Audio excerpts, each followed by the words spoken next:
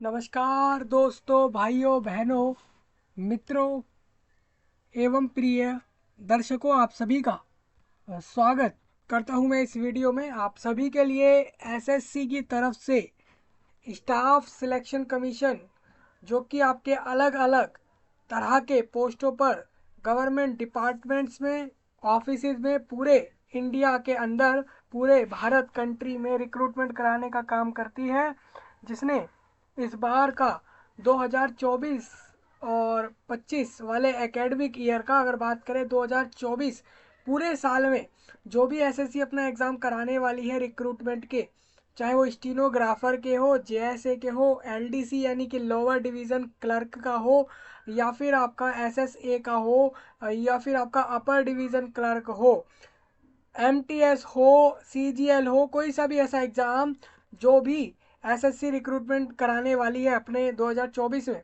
उन्होंने यहाँ पर अपना कैलेंडर दे दिया है। कैलेंडर होता है जो आपको बताता है कि इस रिक्रूटमेंट का, इस एग्ज़ाम के रिक्रूटमेंट का, इस पोस्ट के रिक्रूटमेंट का एडवर्टाइजमेंट यानी नोटिफिकेशन कब देगी एसएससी, साथ में फॉर्म कब क्लोज करेगी, साथ में किस दिन किस समय पर फॉर्म वो अपना एग्ज़ाम करवा लेगी उस रिक्रूटमेंट का, जिससे कि अपीयर होने वाले कैंडिडेट को, अपीयर होने वाले पीपल को, लोगों को पूरे देश भर से ये पता रहे कि हमारा इस पोस्ट का इस साल का रिक्रूटमेंट इस डेट पर आएगा, फॉर्म इस डेट पर आएंगे, एग्ज़ाम इस डेट पर होगा। तो वो जिससे कि अपना एक अलग से पहले से एक प्री प्रैक्टिस करके चले। प्री प्रैक्टिस होता है कि आप पहले से ही प्रैक्टिस करके चले कि एग्ज़ाम जब भी आपका होगा तो आप अपने हिसाब से उस एग्ज़ाम को दे पाएंगे और काफ़ी अच्छे तरीके से देंगे, जिससे कि आपका टॉप रैंकिंग में रैंक करें और इस वजह से रिक्रूटमेंट काफ़ी आसानी से मिल जाए। बहुत सारे फ़ायदे होते हैं। जो आपका एकेडमिक कैलेंडर होता है, चाहे वो एसएससी का हो, यूपीएससी का हो, कोई भी रिक्रूटमेंट बॉडी होगी, वो अगर अपना पहले कैलेंडर देती है तो ये काफ़ी अच्छी बात होती है, जिससे कि जो लोग भी इन रिक्रूटमेंट में शामिल होंगे तो उनको पहले से ही सारा आइडिया रहेगा, तो वो अपने फॉर्म की डेट के लिए भी एक्टिव रहेंगे, फॉर्म भरने के लिए भी एक्टिव रहेंगे, साथ में अपने रिक्रूटमेंट प्रोसेस को लेकर भी एक्टिव हो जाएंगे और उसके हिसाब से ही वो रिक्रूटमेंट में पूरा शामिल होकर अपनी जॉब को ले रहे होंगे। चलिए हम बात कर लेते हैं 2024 के साल में जनवरी से। अब अगर हम बात करें, हम अभी नवंबर में खड़े हैं और हम 2 महीने बाद जनवरी 2024 में होंगे। इसका मतलब यहाँ पर आप देख सकते हैं कि काफ़ी 2 महीने का भी समय नहीं है, 2 महीने भी ठीक से है नहीं आपके पास। और ग्रेड सी में स्टीनोग्राफर की जो पोस्ट रहेगी, जिसमें आपका लिमिटेड डिपार्टमेंटल कॉम्पिटिटिव एग्जाम होगा, यानी कि ये डिपार्टमेंटल कॉम्पिटिटिव एग्जाम मतलब होता है कि डिपार्टमेंट से ही किसी को ले लिया और उसको वो पोस्ट दे दी उस पोस्ट पर। समझ रहे हैं, उसका प्रमोशन कह लीजिए, कुछ भी कह लीजिए, वो डिपार्टमेंट पोस्ट होती हैं, डिपार्टमेंटल वैकेंसीज उनको कहा जाता है। तो ये इसका नोटिफिकेशन आपका आएगा 5 जनवरी 2024 फ्राइडे में।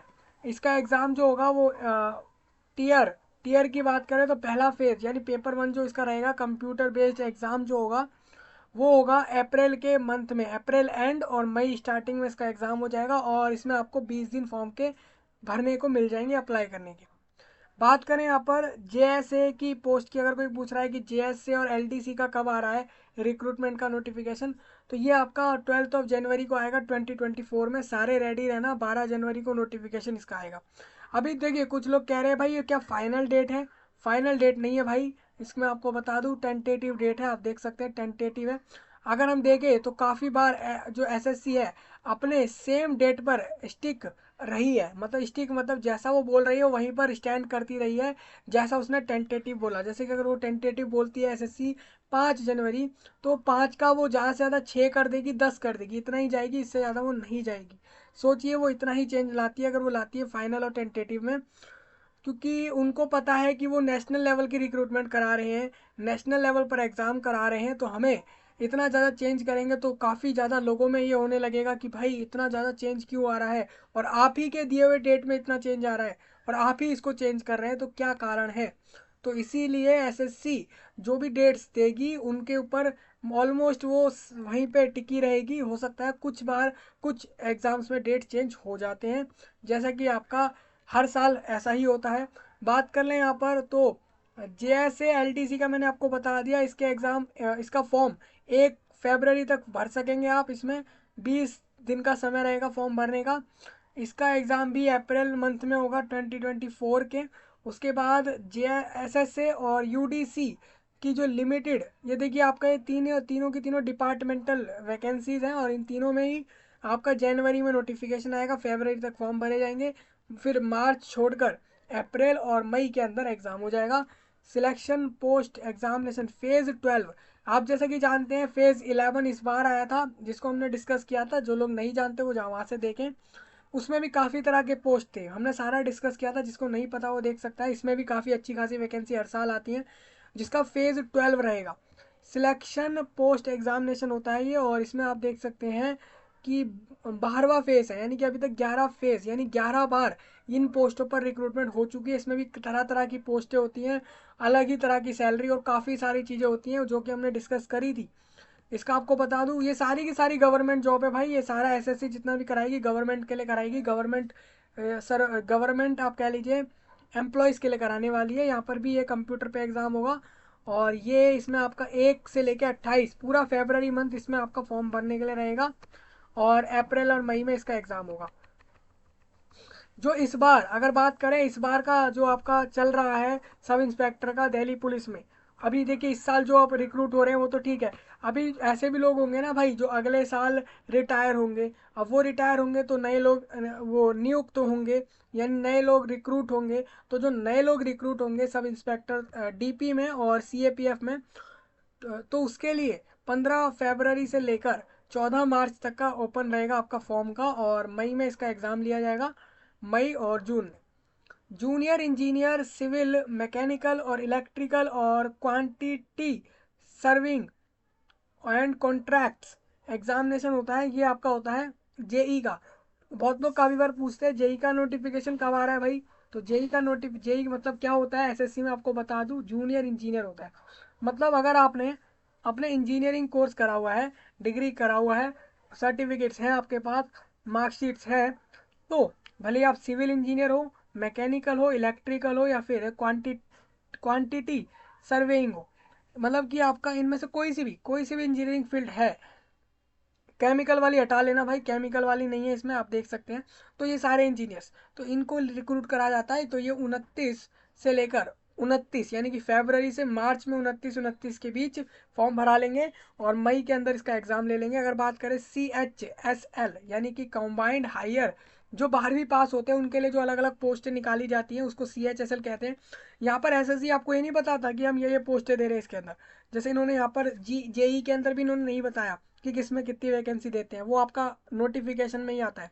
जैसे आप देख रहे हैं यहाँ पे CHSL में, तो CHSL में भी इन्होंने ये नहीं बताया कि क्या वैकेंसियाँ रहेंगी। सपोज आप आइडिया लगा सकते हैं कि इस बार इतनी वैकेंसी हैं, तो इतने लोग तो कंफर्म है कि नेक्स्ट ईयर भी वो लोग सारे हटेंगे, रिटायर होंगे, और आपको वहाँ से जॉब मिलेगी। CHSL होता है 12th पास के लिए जॉब होती है। इसमें आपकी टाइपिंग की भी हो सकती है, अकाउंटेंट की भी हो सकती है, और बहुत सारी जो भी आपकी 12th पास के लिए जॉब थी। इस बार का नोटिफिकेशन आप देखिए, आपका उसका सारा बताया हुआ है, वही आपकी रहेंगी जो इसमें इंटरेस्टेड रहेंगे। 2 अप्रैल से 1 मई तक फॉर्म भराया जाएगा। जून जुलाई में इसका एग्ज़ाम रहेगा। MTS और हवलदार का, जो कि CBIC और CBN ये डिपार्टमेंट है दोस्तों आपके। इसको आप इसके मैंने आपको बताया था जब इसके बारे में भी डिस्कस किया था। तो इनके अंदर आपका MTS होता है मल्टीटास्किंग स्टाफ, और हवलदार इन पोस्टों पर रिक्रूटमेंट करेगी जब SSC 2024 में। तो इसका Tier 1 का एग्ज़ाम वो ले लेगी, जुलाई के मंथ में ले लेगी, और मई से जून में वो फॉर्म भरा लेगी, 7 मई से 6 जून में, 1 महीने का समय। भाई SSC काफ़ी सही समय देती है फॉर्म भरने के लिए, आपको उसमें कोई छूटता ही नहीं है। मान लीजिए जो लोग इंटरेस्टेड होते हैं उनको पता लग जाता है कैलेंडर के थ्रू, और वो समय से फॉर्म भर देते हैं। तभी तो कैलेंडर पहले दिया गया ना भाई आपको। और इसमें जो डेट है काफ़ी सही है, काफ़ी लंबा लंबा समय दिया जाता है फॉर्म भरने का। अगर बात करें CGL का नोटिफिकेशन 11 जून से 10 जुलाई के बीच में फॉर्म, और सितंबर में इसका एग्ज़ाम। आप समझिए जुलाई के बाद ये अगस्त बीच में छोड़ दिया है, और सितंबर के एंड, सितंबर भी पूरा मंथ मिल जाएगा आपको। ये आपका सितंबर के एंड में जाके ये एग्ज़ाम हो जाएगा। स्टेनोग्राफर ग्रेड C में और D में इनका होगा कंप्यूटर बेस्ड एग्ज़ाम होगा। इनका अक्टूबर मंथ में रहेगा, और इनका 16 जुलाई से 14 अगस्त तक इनका जो है फॉर्म भराया जाएगा। अब देखिए इन्होंने बिल्कुल वैसे ही दिया है। अभी हो सकता है इसके अंदर कुछ इनको और डालने हो, अलग से कुछ और पोस्टेज हो, मान के चलिए आगे इनको आता है कि और भी पोस्ट है, तो वो इसी कैलेंडर में वो अलग से एक कैलेंडर दे देंगे उसका। मेनली इन्होंने ये बोला है जो हम इस लिस्ट में दे रहे हैं ना, ये सब तो इसी डेट पर होगा। इनकी रिक्रूटमेंट, इनका नोटिफिकेशन, इनका सारा प्रोसेस वैसा ही होगा जैसा हम दे रहे हैं इस टेबल में। और उसमें भी ये टेंटेटिव बोल रहे हैं, यानी कि आप इसको ये समझ लीजिए कि हफ्ता 10 दिन आगे पीछे अपने मन से इसको लेके चलिए, बाकी आप इसको फाइनल रख सकते हैं। तो मैंने बता दिया स्टीनोग्राफर में आपको फॉर्म के डेट बताए, और साथ में एग्ज़ाम का भी बता दिया है। ये पहले टीयर का होगा, जिनमें मान लीजिए जो ऐसे ऐसे नोटिफिकेशन होते हैं, ऐसे ऐसे पोस्ट होते हैं जिसका एक से ज़्यादा स्टेज में एग्ज़ाम हो रहा है। तो ऐसे कौन कौन से होते हैं, सीजीएल होता है। सीजीएल आपको पता ही है कि सीजीएल में आपके एक से ज़्यादा ही टीयर होते हैं, उसमें भी बहुत सारी चीज़ें होती हैं। एमटीएस में भी एक में नहीं होता, तभी इन्होंने क्लियर लिख के दिया है टीयर 1। जिसमें नहीं होगा उसमें इन्होंने बोल दिया डायरेक्ट सीबीई।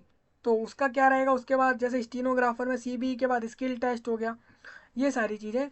अगर बात करें जेएचटी की, यानी कि हिंदी ट्रांसलेटर की, और जूनियर ट्रांसलेटर और सीनियर ट्रांसलेटर की हिंदी के लिए, तो इसमें आपको बताऊं पेपर 1 जो रहेगा, यानी पहला पेपर, ये आपका अक्टूबर के एंड में रहेगा, और 23 जुलाई से 21 अगस्त तक फॉर्म भरा लेगी एसएससी आपके 2024 में। कांस्टेबल जीडी जो कि सबसे बड़ा रिक्रूटमेंट माना जाता है, कांस्टेबल जीडी में ज़्यादा वैकेंसियाँ आती हैं, आप जैसा कि जानते ही हैं। इस बार का अभी तक आया नहीं है। आ, बताया गया था कि वो 24 नवंबर को आ रहा है, देखते हैं उसमें क्या होता है। आपको बता दूं यहाँ पर कांस्टेबल जीडी में जो है सीएपीएफ के अंदर सेंट्रल आर्म्ड पुलिस फोर्सेस, आप समझिए पुलिस फोर्सेस है, इसका मतलब एक तरह की फोर्स नहीं होती। सीएपीएफ के अंदर 7 तरह की अलग अलग फोर्सेस होती हैं, और एनआईए, एसएसएफ और राइफलमैन, ये सब जो चाहिए इनको असम राइफल्स में चाहिए। तो टोटल इनको ये 2025 वाले ईयर के लिए कराएंगे, जो कि 24 से रिक्रूटमेंट कराते जाएंगे। सारे प्रोसेस होते होते 2025 आ जाएगा, और तब जाके आपको ये जॉब मिल रही होगी। इसका फॉर्म अगस्त में आएगा 27 को, और सितंबर 27 को क्लोज होगा, और इसका एग्ज़ाम आपका होगा दिसंबर एंड में। आप समझिए इसका जो है ईयर एंड में एग्ज़ाम हो रहा होगा, क्योंकि नोटिफिकेशन सबसे लेट इसी का आता है। बाकी आप जो इसके अलावा हो सकता है कुछ ऐसे भी हों जो इसमें इन्होंने नहीं दिए, और उनके नोटिफिकेशन आने हो, ऐसे भी हो सकते हैं। तो वो अगर होंगे तो वो आपको इस ईयर के एंड तक उसके बारे में बता रहा होगा एसएससी। अभी तक एसएससी ने ये बोला है कि ये सारे डेट तो आपको, आप मान लीजिए कंफर्म मान के चलिए। टेंटेटिव बोल रहा है भाई, लेकिन आप इसको कंफर्म ले लीजिए, कुछ चेंज ज़्यादा नहीं आता है। सारे डेट क्लियर हो गए होंगे, आप इसके हिसाब से रेडी रह सकते हैं कि कब आपका क्या क्या आने वाला है, और आप उस हिसाब से रिक्रूटमेंट में शामिल हो सकते हैं।